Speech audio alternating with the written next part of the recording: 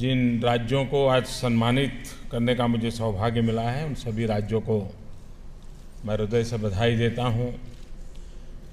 आज जिला परिषदों को भी और ग्राम पंचायतों का भी सम्मान होने वाला है। उन सबको भी मैं हृदय से बहुत बहुत अभिनंदन करता हूं। पंचायत राज दिवस पर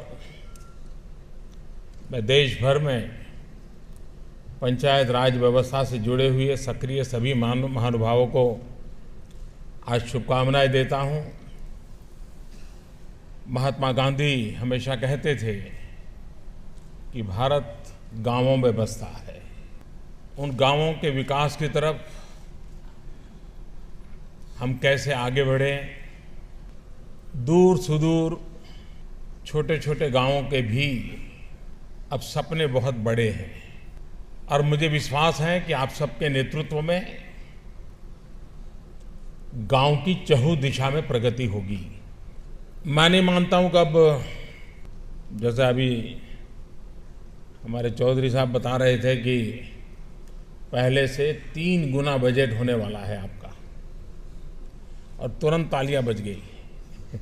लेकिन कभी कभी मुझे लगता है कि हम जो पंचायत में चुन करके आए हैं, कभी सोचा है कि हम 5 साल का कार्यकाल में हम हमारे गांव को क्या देकर के जाना चाहते हैं। कभी ये सोचा है कि हमारे 5 साल के कार्यकाल के बाद हमारा गांव हमें कैसे याद करेगा। जब तक हमारे मन में गांव के लिए कुछ कर गुजरना है, ये स्पिरिट पैदा नहीं होता है, तो सिर्फ बजट के कारण स्थितियां बदलती नहीं है। पिछले 60 साल में जितने रुपये आए होंगे उनका सारा टोटल लगा दिया जाए और फिर देखा जाए कि भाई गांव में क्या हुआ, तो लगेगा इतने सारे रुपये गए तो परिणाम क्यों नहीं आया। और इसलिए कभी न कभी पंचायत लेवल पर सोचना चाहिए।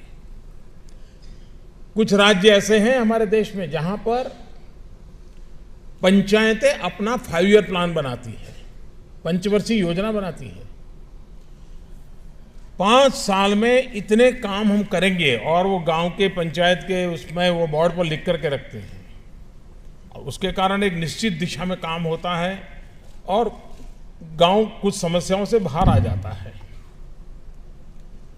हम भी आदत डालें कि भाई हम 5 साल में हमारे गांव में ये करके जाएंगे।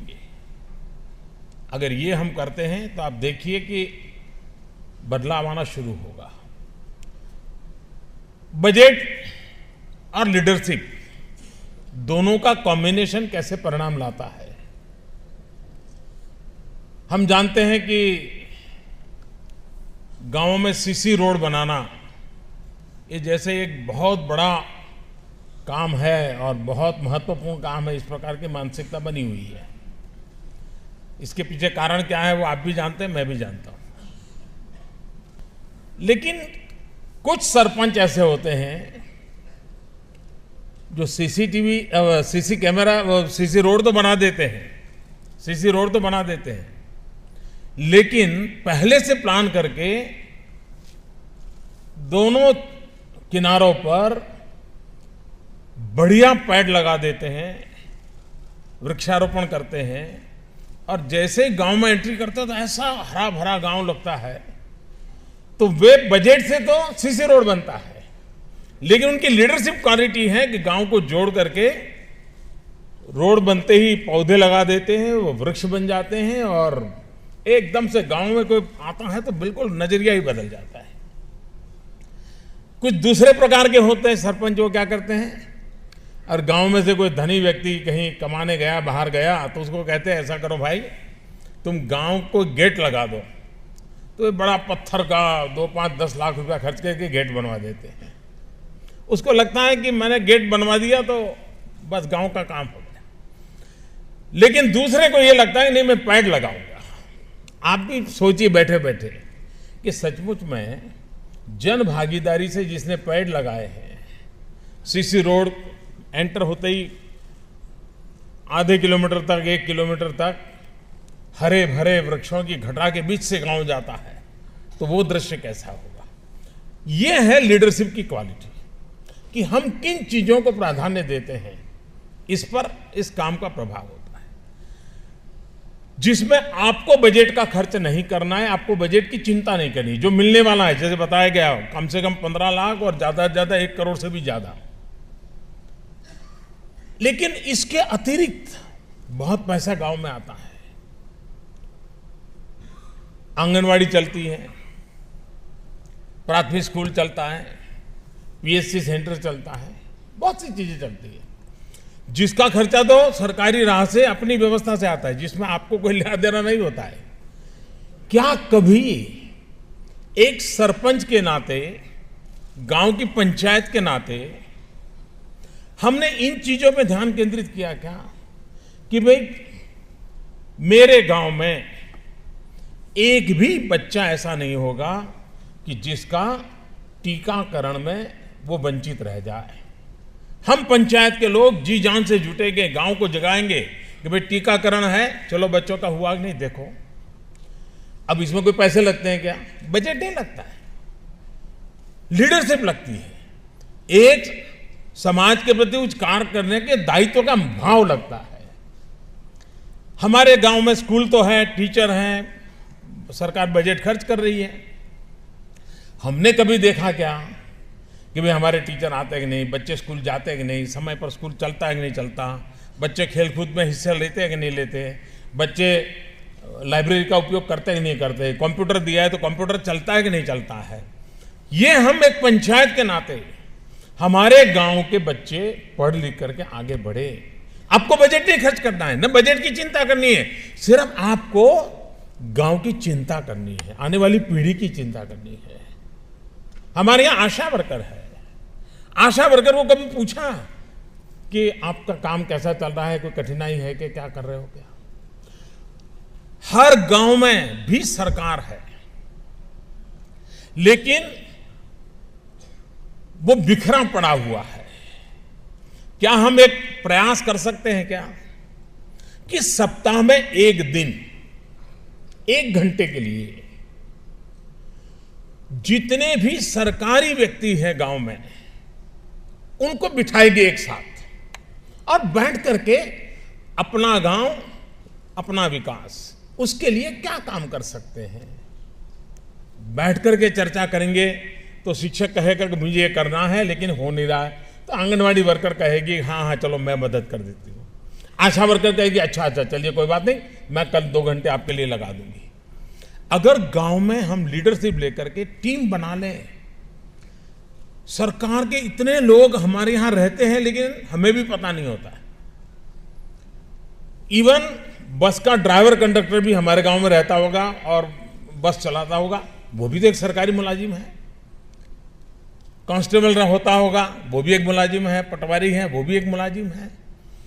क्या कभी हमने ये सोचा कि सप्ताह में 1 घंटा कम से कम हम सरकार के रूप में एक साथ बैठेंगे, सामूहिक रूप से अपने पंचायत के विकास की चर्चा करेंगे? आप देखिए, देखते ही देखते बदलाव शुरू हो जाएगा, टीम बनना शुरू हो जाएगा। और मैं वो बातें नहीं बता रहा हूं जिसमें बजट एक समस्या है, लेकिन वरना हमारे देश में एक ऐसा माहौल बना दिया गया है कि क्यों नहीं होता बजट। हकीकत वो नहीं है, बजट है लेकिन जो काम परिणाम नहीं देते हैं उसकी चिंता हमें ज्यादा करने की आवश्यकता है। हमारे गांव में कोई ड्रॉप आउट होता है बच्चा, क्या हमें पीड़ा होती है क्या? हमारा खुद का बच्चा अगर स्कूल छोड़ दे तो हमें दुख होता है, लेकिन अगर हम पंचायत के प्रधान हैं तो गांव का भी कोई बच्चा स्कूल छोड़ दे, हमें उतनी ही पीड़ा होनी चाहिए, पूरी पंचायत को दर्द होना चाहिए। अगर ये हम करते हैं, मैं नहीं मानता हूं कि हमारे गांव में कोई अशिक्षित रहेगा। और अगर कोई सरपंच ये तय करके मेरे कार्यकाल में 5 साल में एक भी बच्चा ड्रॉप आउट नहीं होगा, अगर इतना भी कर ले तो मैं कहता हूं उस सरपंच ने एक पीढ़ी की सेवा कर करके जा रहा है, ऐसा मैं मानता हूं। नरेगा का काम हर गांव में चलता है, क्या हम उसमें पानी के लिए प्राथमिकता दें? जितनी ताकत लगा सके लगाएं, लेकिन पानी का प्रबंधन करने के लिए ही मनरेगा का उपयोग करें, तो क्या कभी पानी का संकट आएगा क्या? हम व्यवस्थाओं को विकसित कर सकते हैं। आवश्यकता यह है कि हम मिलकर के नेतृत्व दें। हमारे गांव में कुछ लोग तो होंगे जो सरकार में कभी न कभी मुलाजिम रहे हो, टीचर रहे हो, पटवारी रहे हो और रिटायर्ड हो गए हो, यानी सरकार का पेंशन लेते हो। सरकारी मुलाजिम के नाते निवृत्त होने के बाद पेंशन लेते हो। किसी गांव में 3 होंगे, 5 होंगे, 10 होंगे, 15 होंगे। क्या महीने में एक बार इन रिटायर्ड लोगों की मीटिंग कर सकते हैं? उनका अनुभव, क्योंकि वो खाली हैं, समय है उनके पास। अगर मान लीजिए गांव में 5 रिटायर्ड टीचर है, उनको कहे देखिए भाई, अपने गांव में 4 बच्चे ऐसे हैं, बहुत बेचारे पीछे रह गए, थोड़ा समय दीजिए, इन बच्चों को थोड़ा पढ़ाइए ना। अगर वो रिटायर्ड हुआ होगा ना, तो भी उसके डीएनए में टीचिंग पड़ा हुआ होता है। उसको कहोगे हाँ हाँ चलिए मैं समय देता हूं, इन 4 गरीब बच्चों को मैं पढ़ा दूंगा, मैं उनकी चिंता करूंगा। हम थोड़ा मोटिवेट करें लोगों को, हम नेतृत्व करें। आप देखिए गांव हमारा ऐसा नहीं हो सकता जी, हम अपने गांव, और मैंने देखा है देश में, मैंने कई गांव ऐसे देखे हैं कि जहां उस सरपंच की सक्रियता के कारण गांव में परिवर्तन आया है। मैं जब मुख्यमंत्री था, एक घटना ने मुझे बहुत, यानी मेरे मन को बड़ा आंदोलित किया था। खेड़ा डिस्ट्रिक्ट में, जो सरदार पटेल साहब का जहां जन्म हुआ था, एक गांव के अंदर पंचायत प्रधान के नीचे विमेन रिजर्वेशन था। विमेन रिजर्वेशन था तो गांव वालों ने तय किया कि प्रधान अगर विमेन है तो सभी मेंबर विमेन क्यों न बनाए जाए, और गांव ने तय किया कोई पुरुष चुनाव नहीं लड़ेगा। सबके सब पंचायत के मेंबर भी महिलाएं बनी। रिजर्वेशन तो 1/3 था, लेकिन सबने तय किया गांव वालों ने। एक दिन उन्होंने मेरे से समय मांगा, पंचायत की सभी महिला सदस्यों ने और पंचायत के प्रधान ने। मेरे लिए भी ये सरप्राइज था कि ये बड़ा गांव कमाल है भाई, सारे पुरुषों ने अपने आप को विड्रॉ कर लिया और महिलाओं के हाथ में कारोबार दे दिया। तो मेरा भी मन कर गया चलो मैं मिलूं। तो वो सब मुझे, कोई 17 मेंबर्स का वो पंचायत था, तो मिलने आए। और ये बात भाई 5 या 6, 2005 या 6 की है। तो उसमें सबसे ज्यादा जो पढ़ी लिखी महिला थी, प्रधान थी, वो 5वीं कक्षा तक पढ़ी हुई थी। यानी इतना पिछड़ा गांव था, कोई ज्यादा पढ़े लिखे लोग नहीं थे।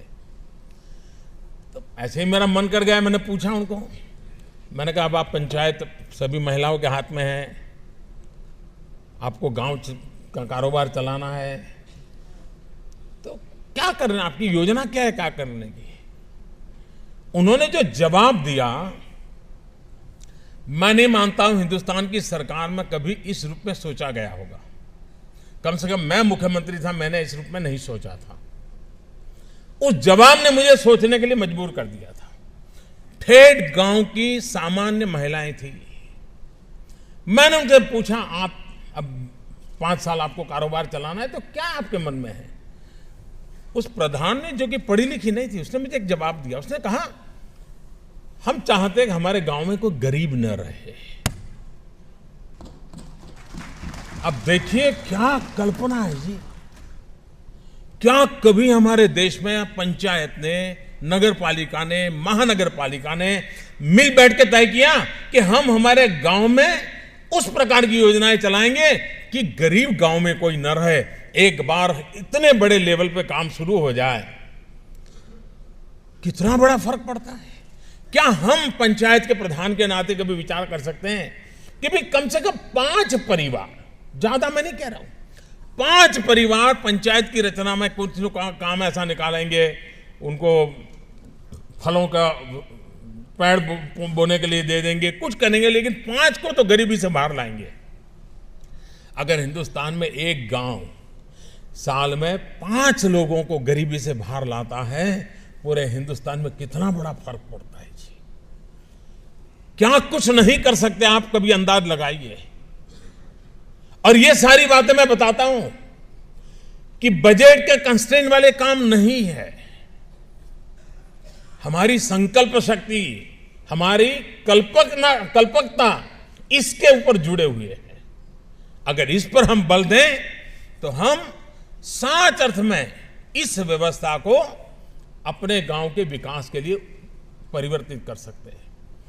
हम तब तक गांव का विकास नहीं कर पाएंगे जब तक हम गांव के प्रति गौरव और सम्मान का भाव पैदा नहीं करेंगे।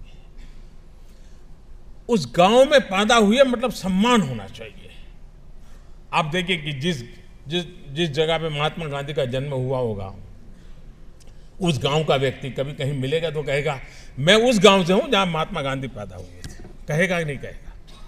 हर किसी को रहता है भी कोई ऐसी बात होती है, गांव का गर्व होता है उसको। क्या हमने कभी हमारे गांव में के प्रति एक लगाव पैदा हो, गांव के प्रति गर्व पैदा हो, ऐसी कोई चीज करते हैं क्या? नहीं करते हैं।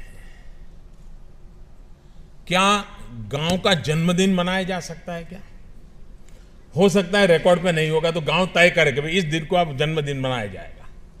उस दिन गांव इकट्ठा हो और गांव के बाहर जो लोग रहने गए हो शहरों में रोजी रोटी कमाने के लिए, किसी ने बड़ी प्रगति की हो, कोई पढ़ लिख करके डॉक्टर बनाओ, उस दिन सबको बुलाया जाए। एक दिन सब लोग नए पुराने सब साथ रहे, कुछ बालकों के कार्यक्रम हो जाए, कोई बड़ों के कार्यक्रम हो जाए, सीनियर सिटीजन के कुछ कार्यक्रम हो जाए, गांव में सबसे बड़ी वही उम्र वाले व्यक्ति का सम्मान हो जाए, और एक अपनेपन का भाव। जो गांव से बाहर गए होंगे उनको भी लगेगा उस दिन कि चलो भाई अब तो हम रोजी रोटी कमा रहे हैं, हम बड़े शहर में रह रहे हैं, चलिए अगले साल हम इतना हमारी तरफ से गांव के लिए दान दे देंगे, हमारे गांव में ये विकास कर दो। अब देखिए जन भागीदारी का ऐसा माहौल बनेगा, गांव का रूप रंग बदल जाएगा। कभी आपने सोचा है हमारी आने वाली पीढ़ी को तैयार करना है? तो मैं कई बार गांव को पूछता हूं, भाई आपके गांव में सबसे वृद्ध ओल्डेस्ट ट्री कौन सा है, कौन सा वृक्ष है जो सबसे बूढ़ा होगा? गांव को पता नहीं है। क्यों? ध्यान ही नहीं है। क्या हम पंचायत के लोग तय कर सकते हैं कि चलो भाई ये सबसे बड़ी आयु का वृक्ष कौन सा दिखता है, ये सबसे बड़ा? स्कूल के बच्चों को ले जाकर देखो भाई अपने गांव का सबसे बड़ी आयु का वृक्ष ये है सबसे बड़ा, वो 200 साल उम्र होगी उसकी, 100 साल होगी, 80 साल होगी, जो भी होगा, चलिए भाई उसका भी सम्मान करें, उसका गौरव करें। यही तो है जो गांव के विकास का सबसे बड़ा साक्ष्य है, इज ए विटनेस।